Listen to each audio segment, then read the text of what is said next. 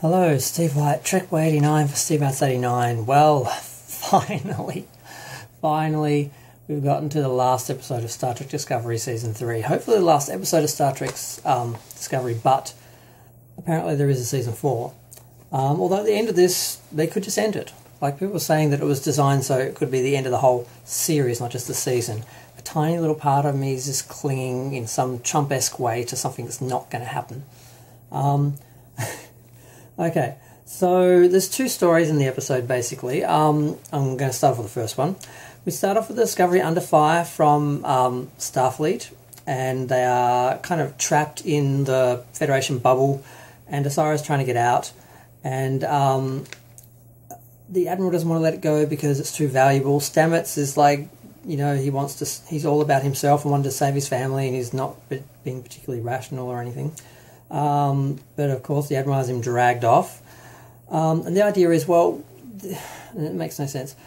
The spore drive is so important, we don't use it, we don't replicate it, we don't put it on every ship, but it's just so important we have to keep it and save it and protect it, and so important that we have to destroy it so it doesn't fall in the hands of other people. Yet we don't actually use it or put it on every ship and make it the standard or anything. We just make it this special little secret weapon that we have to hide and protect and then destroy if it falls into the hands of the enemy. So that makes no sense. Burnham convinces the Admiral to let her manage it because she's on the ship and she's talking to him. They basically just let her go off with the ship to manage it. It's all a bit unrealistic, I felt. Now, Urulo, or whatever, I can't pronounce his name, the scientist guy, the one who had ALS, that they brought back, the actor, and they put him in a chair in his character so he could do the role, which was very beautiful. Some people noted that in the last review, and I missed that part. And it did take some credit, I think, that they did that. This episode, he somehow manages to not know that Asara is evil and discovers it and gets choked out. Burnham, she says the other villain from the earlier episodes, what was his name? Starts with V, I've forgotten it. I can't read my own notes. Well, you know who he is, the baddie. He basically is saying her this, you know, like she's not going to win. There's no win scenario. Blah blah. She's like, I don't believe in the no win scenario. The crew is resisting. They're trying to fight back. They're trying to get back the ship. But Asara basically decides to shut off the life support, which sounds badass until she decides to do it so slowly that it takes half an hour to an hour to kill them, which gives them plenty of time in a very Austin Powers 007 sort of evil villain sort of way, which someone pointed out.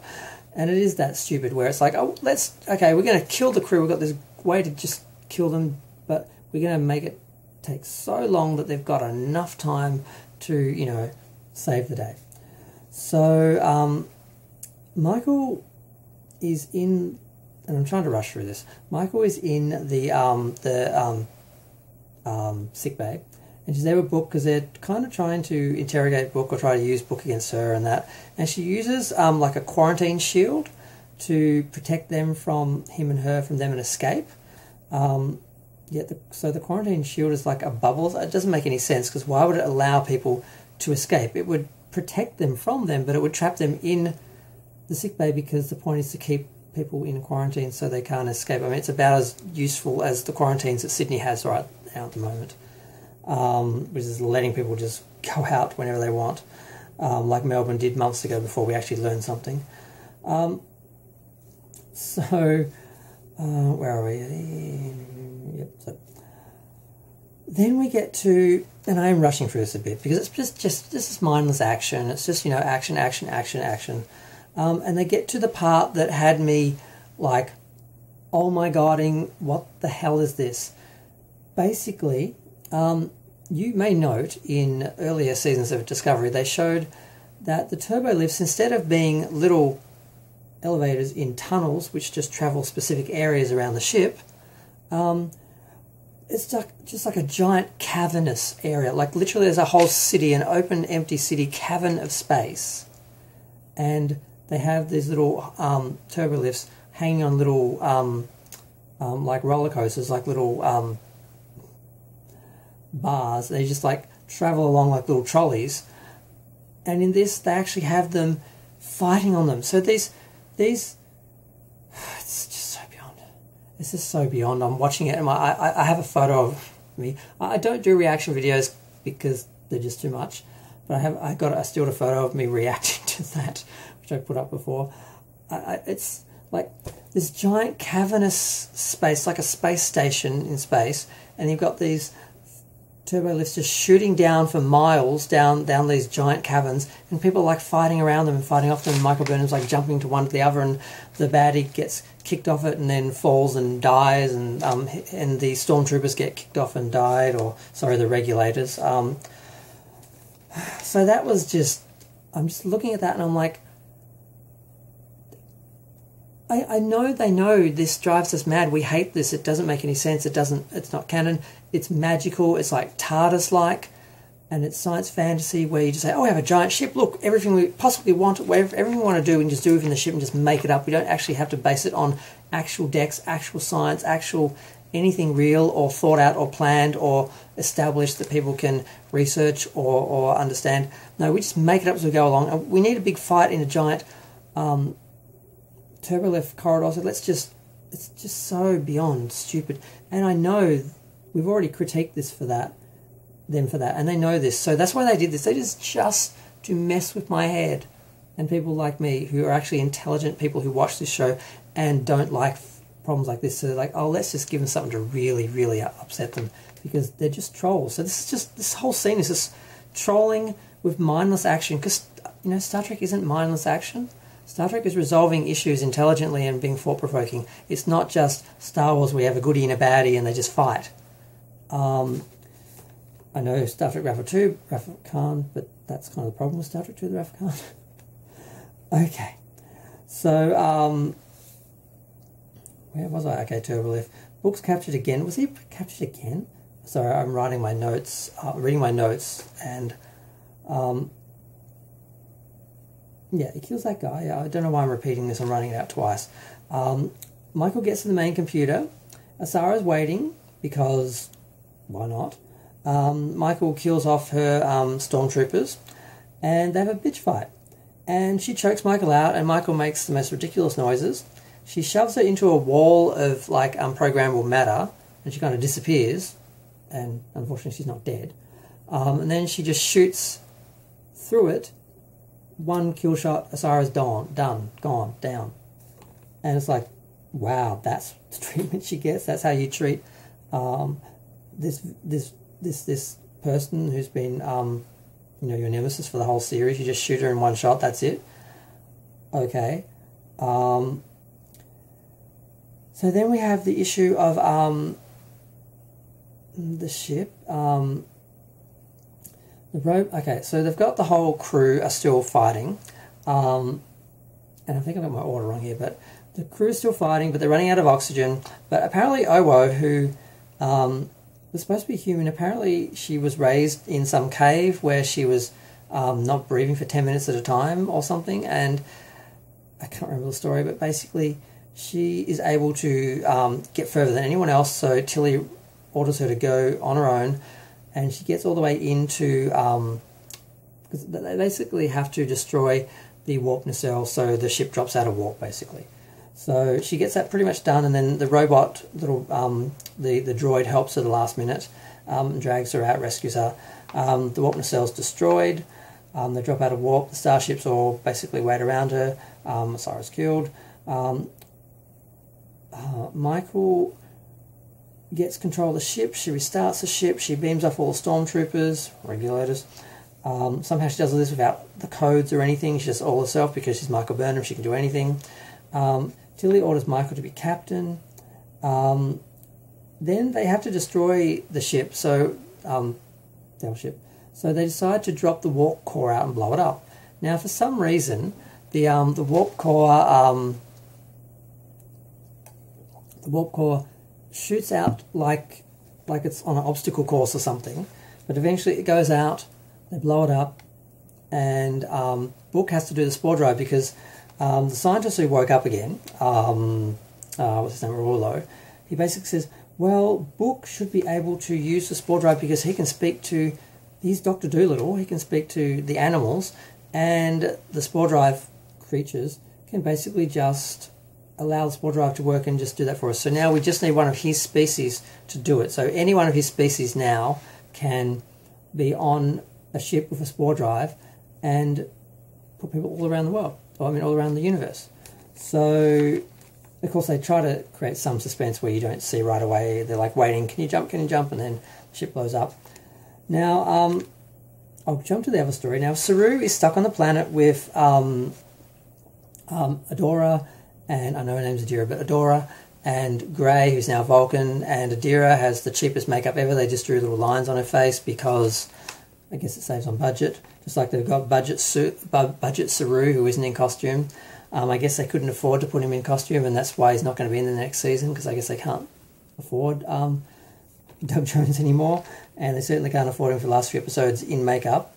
Although I'm sure it was a nice vacation for him. That's what my cynical side says. I have no proof of this. This is just a sense that I'm getting.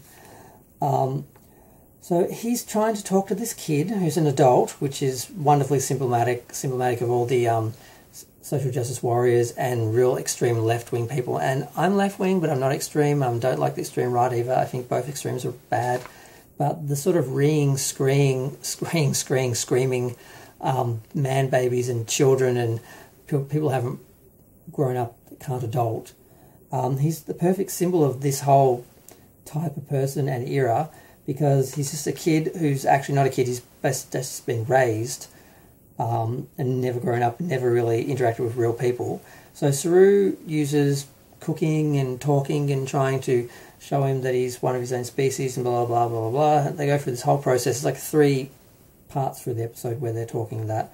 And he has to get him to go outside of the ship to face his fears, to leave through the entrance, all this stuff, so they can work out what's happening. And they need him to turn off the holograms and put everything back to normal so they can basically return back and basically come out of this shell that he's in.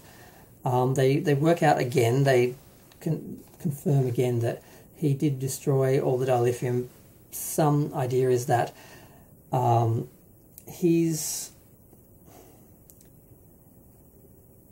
dilithium subspace component, it's the resonance is the same. It's carried along subspace. It's the same as the dilithium, so that's how he destroyed it all. It's a fairly weak explanation, but whatever. So basically, one man baby having a tantrum because his mother dies, because his mother set all this up because she knew she was dying to take care of him, thinking that she would be rescued, but then she dies, he creates the burn, and he gets stuck there for 120 years. And it still works or something, and he's just this man baby that hasn't been able to evolve into a real human, a real adult. So Saru does all this, they get out basically, Michael shows up, rescues them, beams them on, and they come back and all the ships are waiting for them, and they come down the line of ships like Heroes, and Saru's introducing this guy, and it's the worst thing about the episode really is that Saru leaves. He decides to go back to Kaminar with this guy and teach this, like there aren't other Kelpians who can't teach this guy how to adult. Saru has to give up his job, his life, his career, all the things he worked for, like all the things his character they've established as part of his personality, as part of his character, they just throw all of this away and he's just going to go back, just like that other character that they didn't like. So they just made her stay on that ship with people from her kind. Something keeps happening in Voyager. They keep segregating all the characters. The gay characters all together, the black characters are together, the alien races are all sticking to their own, they're all leaving, they're all going back to their races instead of being on the ship, being part of Starfleet. It's all really weird. I don't understand the psychology behind this, the cultural issues behind this, but there's something within the writing staff that is really warped here, where they keep doing this, where they keep removing the interesting characters. Part of it is just because they can't have someone more interesting than Michael Burnham. They can't have a better character than Michael Burnham. And Saru is the best character on the show. So they have to remove him because with you can't have Michael Burnham and him in the same scene because then she looks like Michael Burnham,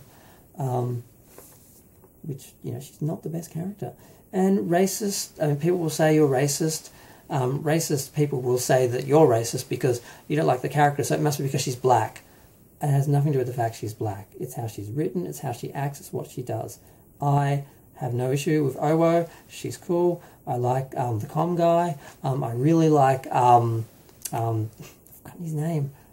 I want to say Bayer. It's not Bayer. The Asian guy is really cute.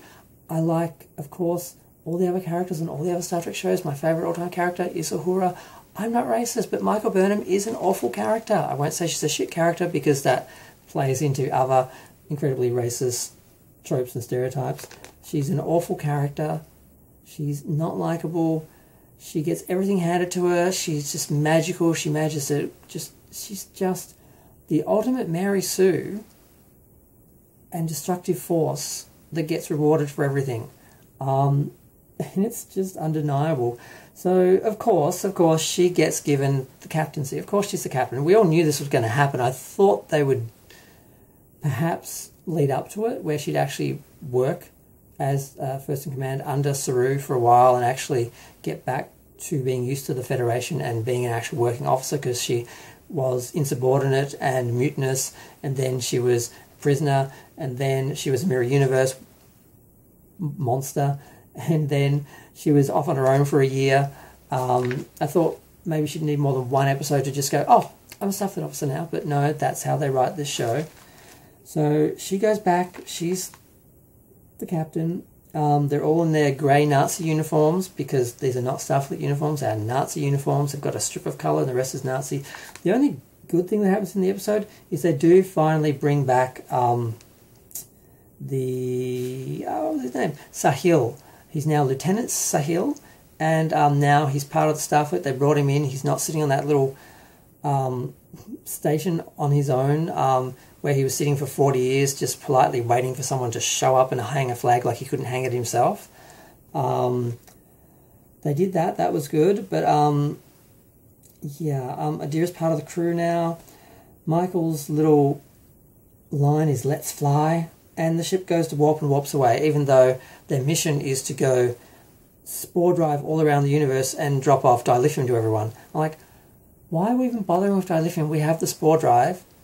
Just replicate the spore drive, put it in all the ships. You don't even have to worry about warp. The idea they couldn't do this in the 31st century is ridiculous. The idea this technology is so amazing from the 22nd or whatever century, 900 years ago, but they can't replicate it. They can't.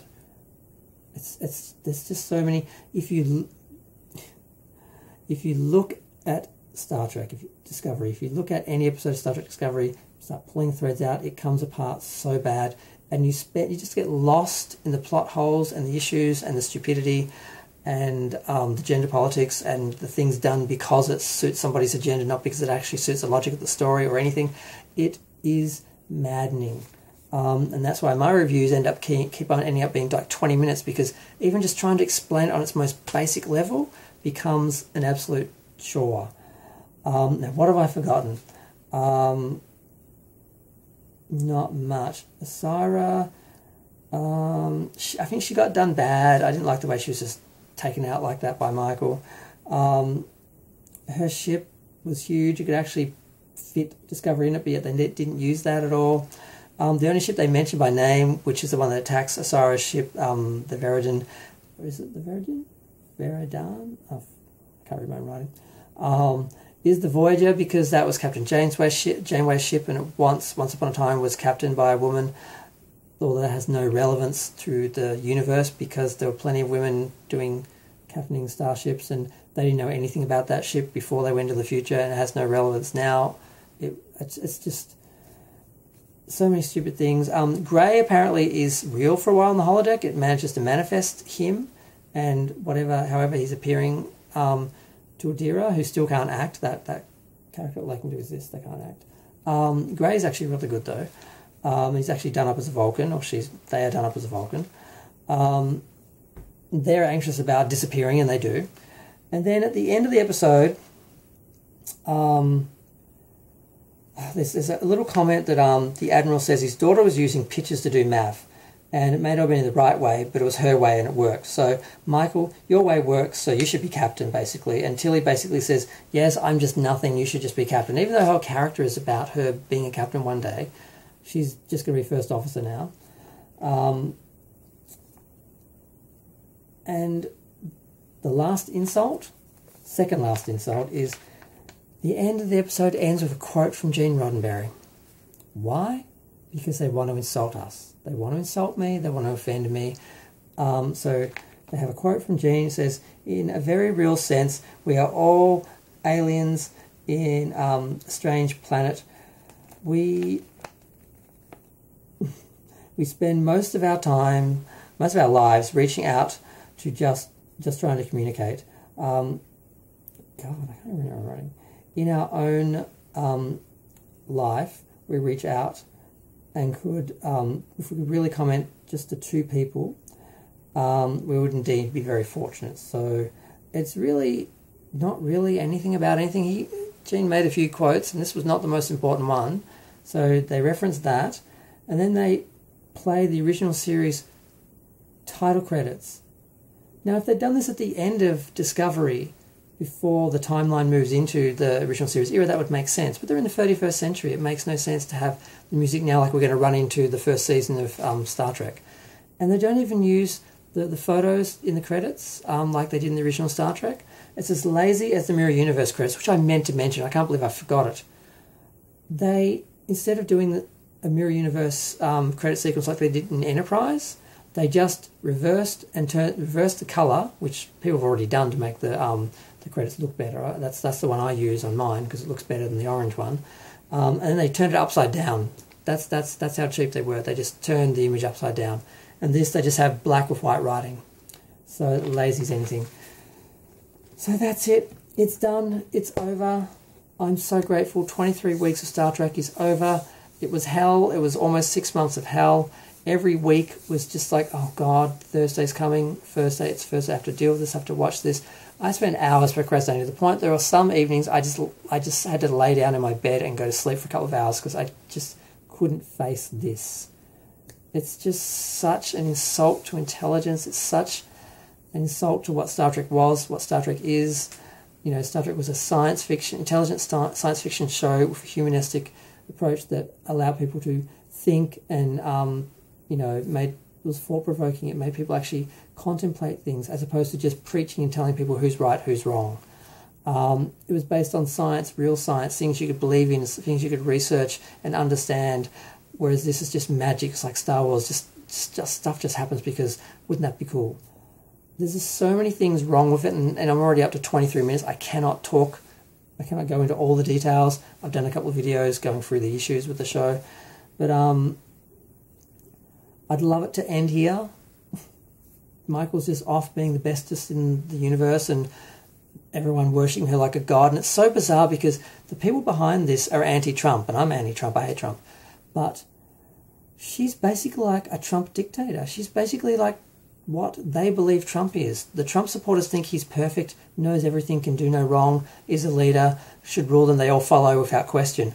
That's what everyone in Discovery does with Michael Burnham. It's bizarre.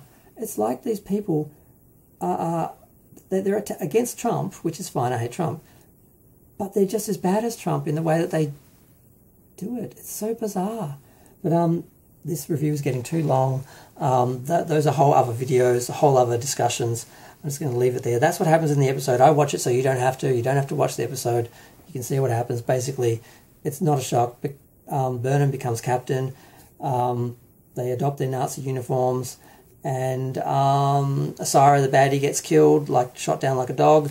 And the kid who screamed and created the whole burn, Saru takes him back to the planet to babysit him and turn him into someone who knows how to adult. And then we lose Saru because we can't keep a character that's better than Michael Burnham, like the other lady who had the oxygen things, the filters or whatever. She was an awesome character. She outshone Michael Burnham, so they had to get rid of her. Saru was a better character, so they had to get rid of him because it's all about Michael Burnham being the best no matter what. And it's just so they're just obsessed with this idea of this character being the best thing in the universe for their agendas, and it's not even the best thing for black women or anyone, because she's not a good example. And just because the actress is a black actress, it doesn't make the character great. I mean, they could have had Sonequa Martin Green playing an awesome captain who just runs the ship from the start and just deals with a whole bunch of Starfleet stuff in a Starfleet Star Trek way. Would have been a great series. But no, they did this. I'm really going to go this time. I can't believe I spent 25 minutes talking about this. But I won't have to talk about it again for a few months. It's great. I'll probably do a few videos about the whole season and Discovery in general, but no more actual episode reviews for a long time. I'm so relieved it's over. Thank you, God. Feel free to share, like, comment, subscribe, even ding the bell. Thanks. Bye.